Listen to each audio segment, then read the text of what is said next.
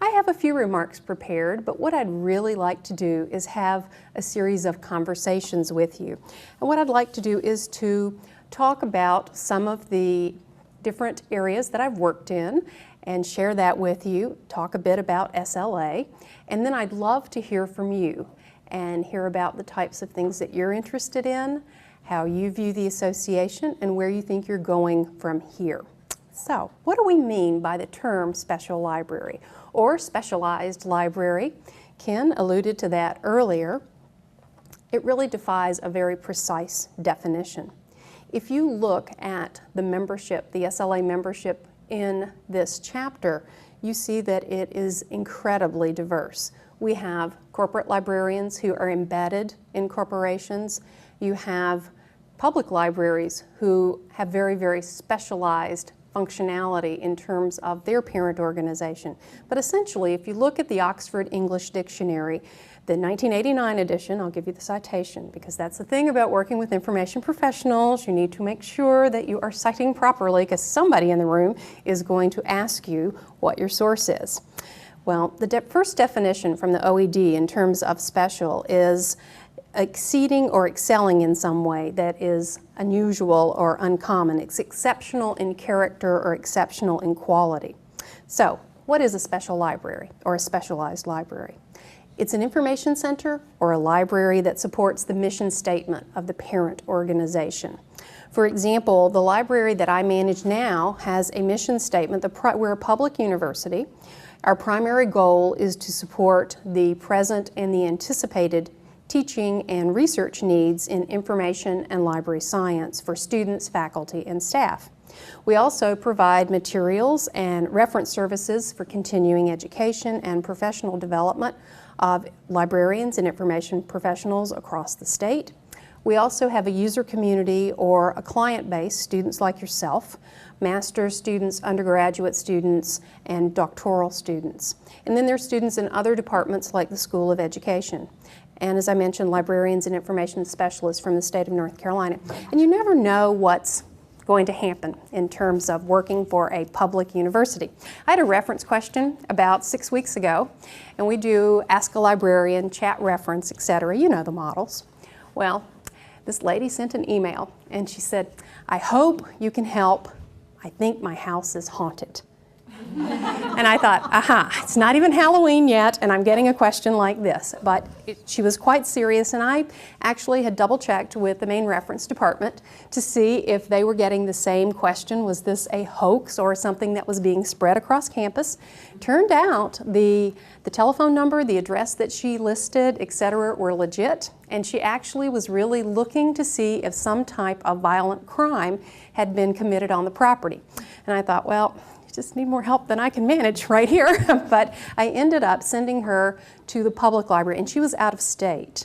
But I knew of a really good public library that was close to her. I also gave her some web links for the paranormal research organization that was close to her, and also Duke University in North Carolina has an institute for paranormal research. So that's the kind of thing you just never know. When I first started the job that I have now, which was about 5 years ago, I had a school child in the state of North Carolina who sent in a question, and she said, "Do you have anything on turtle care?" And I thought, wait a minute, we're not the zoology library.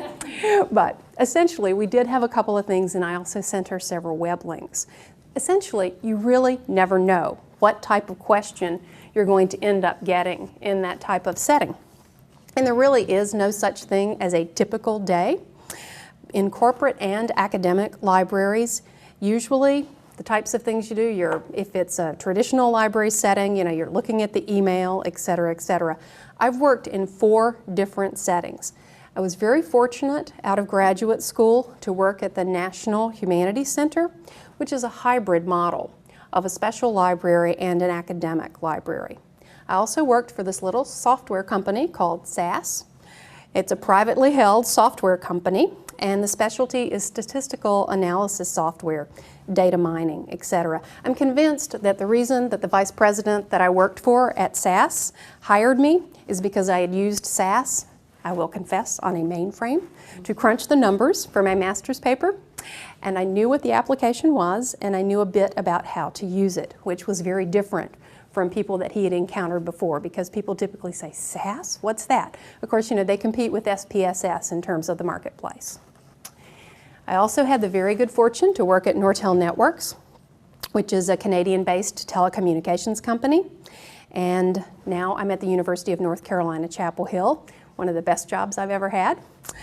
The collection, to go back to the very beginning, the collection at the National Humanities Center was very, very small.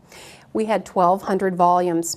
The National Humanities Center is a not-for-profit private institute for advanced study in the humanities. And the claim to fame in terms of the Humanities Center, it's the only independent American institution for advanced studies in all fields of the humanities. It was privately incorporated and governed by a board of trustees, and still is going strong even now. It was planned under the auspices of the American Academy of Arts and Sciences and began operation in 1978. Promotes excellence in scholarship. This library operation was a wonderful place to begin a career. And actually our director at that time was Bill Bennett. Yes, William J. Bennett, former drug czar, et cetera, et cetera. I used to work for Bill. And Bill has a JD and a PhD in philosophy. And Libby will appreciate this, but I very, very quickly became an expert dialogue searcher at the Humanities Center. Because I'll tell you, you learn those sorts of skill sets, it will take you many places. And at the Humanities Center, there are 40 scholars, PhD scholars, who are working and doing research. They're on sabbatical typically, so you never know what type of questions they will have. And again, at the risk of dating myself, you didn't have the web interface, et cetera, et cetera. We actually weren't even thinking about CD-ROMs at that point. So it's been a while, shall we say. At any rate, I was there for 14 years. It was a great place to start a career, and I learned some wonderful things about customer service and about searching. Some of the examples in terms of the special library functionality at the Humanities Center, just so you know what the setup was, because it truly is an ivory tower in the pine trees of North Carolina. The building is made of brick and it's painted white. It's absolutely lovely, very, very picturesque. Companies like IBM, GlaxoSmithKline, et cetera, are in the Research Triangle Park. So there are 40 scholars and 2 full-time librarians plus 1 full-time assistant. We also had 3 graduate students who actually checked out the materials directly from the 3 university research libraries. That's University of North Carolina, Duke University, and NC State. We also did a lot of interlibrary loan via OCLC, and I'm talking the early days of interlibrary loan for the remaining 15% of the material. One of the things that was very, very interesting, we had some very distinguished scholars, people like Bill Luchtenberg, John Hope Franklin, truly incredible minds and wonderful people to work with. We also had an English professor from Columbia University. And even after he left the center, because typically it was a 1-year appointment, really, the 2 semesters. And occasionally there were a couple of senior people who would stay for 2 years. And what they would do is to finish their books while they were at the center. This gave them, they weren't teaching, they could focus on finishing the book that they'd always wanted to write. And fascinating in terms of the generations. You had people who just finished a PhD a couple of years ago, or people who were almost ready to retire. Some very fascinating conversations and a very neutral place because they're from different parts of the country and, in fact, different areas of the world. But anyway, this particular English professor from Columbia, a great library with wonderful resources. After he left the center, he would still call us at the Humanities Center. And get this, the irony is his office was in the library at Columbia. Now, why did he call us? Specialized service. We were approachable and we could give him the information that he wanted quickly and without a lot of barriers. Again, that's the type of value that we bring to it. So, from there, I went to this software company to set up their library. They had never had a librarian before, or information professional, or whatever you want to call yourself. Essentially, that was a very different environment. I was brought on board to work specifically with the sales and marketing staff. I also worked very extensively with the legal departments because they did not have anything like Westlaw or LexisNexis on their desktops at that point. So again, early days, mid-90s or so. Essentially, the sales and marketing staff really wanted the information yesterday. I did a lot of intellectual property searching, copyrights, trademarks, et cetera, et cetera. And in terms of the software company, we had a fellow who was really, really good in terms of sales. And one day I was on the reference desk, and I'll just call him John Smith to protect the innocent here. So phone rings, it's John, and he says, I'm in a client's office. And I told him, you can solve this problem. I'm thinking, there's no pressure here. Not a bit. I'm sure there's a sale about to be closed, and this is a test. Essentially what had happened is the client was looking for a particular quotation. A staff person that he had looked on the web all day the day before. They had also spent the entire morning looking for this particular quote. I found it in 10 minutes. He did get the sale, and we did earn his gratitude, et cetera, et cetera. You're probably wondering where it was. Well, it was in Harvard Business Review. You weren't going to find what he was looking for on the web. So again, the value of an information professional, knowing where to look, how to provide that added value, and save a lot of time. Okay, after that, I went virtual to Nortel Networks, which was a great environment. We did not have a physical collection.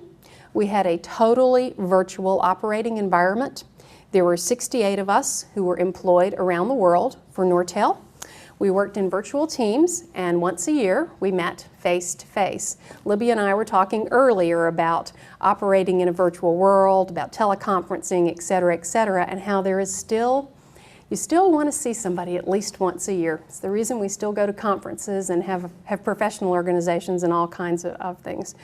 But essentially, in our environment, the questions would come via the web, and they really would be in the value-added searching category. And we called our unit the Information Resource Center, IRC. We had an amazing variety of electronic resources. There were 72 vendors, and so everything that you can imagine. I felt like a kid in a candy store in terms of the resources. It was great. The types of questions that we had in this environment were things like market sizing for ISPs and the wireless market, plus some of the splits like applications, software and hardware, fixed broadband and wireless opportunities. We also, again, one of the specialties is I was brought on the team to work with the sales and marketing teams, and what we would do is a lot of client-based education. We'd get the product in and teach people how to use the tools. And what we found in this particular environment is that people would get the easy stuff, what I call the low-hanging fruit. Use the resources, and then the types of things that we specialized in were all kinds of information. It might take you an hour on a search. It might take 8 hours or 16 hours. It just would depend. We also had requests for proprietary information. Like, for example, do you have a price list of Cisco's products? Very interesting. Things like the number of startup companies there are in the Boston area who specialize in optical, et cetera, et cetera. Now I'm in an environment that is academic, and I've given you a couple of examples. We also have some specialties on campus, like this university. One of the specialties that we have is a grant source library, which is a great tool for faculty, staff, and students who are looking for soft money in terms of grants. And the other day I had a faculty member who was very interested he was trying to track down tax returns for a museum in Arizona. And you're thinking, kind of interesting. Might be a government source for that. Essentially, what we ended up doing is we took a look at one of the products that the foundation directory has. You can search by the foundation name and location for links to the IRS 990 reports. And so what I ended up doing was a combination of looking at the Air and Space Museum. It was the Pima Air and Space Museum. I combed through the museum website, found out who the foundation actually was, used Arizona, the foundation name, and then came up with the IRS 990 reports and pulled up the 2002, 2004 tax returns. And there it was in all its glory. So you can have all these neat sources, but again, it's knowing how to search and how to use the information. So let's shift to focus for a moment from the different types of specialized libraries to the value of the services that we provide to our customers. So what do they want? They want what we all want. We want easy access to resources, for example, like Nortel.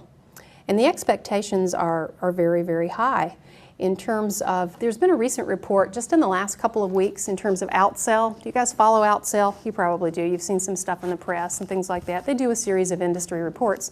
And it was very interesting to note that Outsell reported that 2 years ago, people in the information industry were spending an average of 11 hours per week on information tasks. The current data is that people are spending 13 hours a week on information tasks. So here we are living in the information age, and we're spending more and more time. Very interesting. All right.